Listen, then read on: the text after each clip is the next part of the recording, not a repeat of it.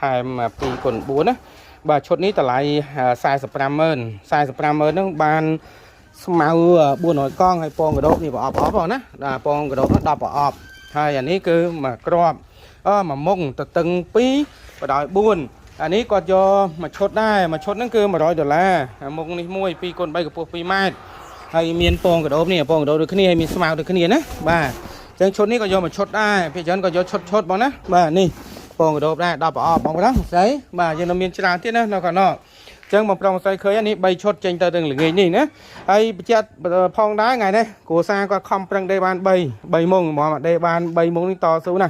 បាទចឹងធ្វើអីក៏ដោយក៏ខំប្រឹងប្រែងតស៊ូអត់ធ្មត់ត្មងតែចេញបានហើយបងប្រុសបងស្រីទៅមើលរោងកដោបខ្ញុំទាំងអស់គ្នាបងប្រុសបងស្រីណា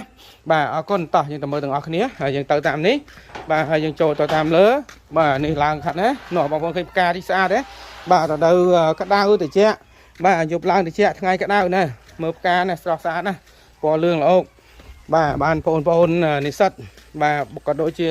បងប្អូនដែលគាត់មករៀនទីនេះផ្ទាល់គាត់បានវឹកហាត់នៅទីនេះក៏ដូចជាបានជួយចូលរួមគ្រប់គ្រងដល់វិស័យកសិកម្មនេះបងឃើញមុខកដោបឯនេះបាទណាបាទតទៀតបាទណាឃើញបងប្រុសស្រីណាមុខរបរចិញ្ចឹមកដោបបាទបងប្រុសស្រីមិនគួរមើលរំលងសោះមានដីតូចចំណូលបានខ្ពស់អត់ចំណាយលុយទិញចំណីបាទណាបងប្រុសស្រីឃើញនេះសិតតែកដោបឯណាបាទនេះសកដោបឯងអញ្ចឹងអត់មានចំណាយលុយទិញចំណីទេបើណាវាហត់ហ្នឹងកាត់ស្មៅបើណាធ្វើអីក៏ហត់ដែរបាទដើម្បីបានចំណូលហើយក៏ដូចជាដើម្បីចូលរួមជួយដល់គ្រួសារនេះចោ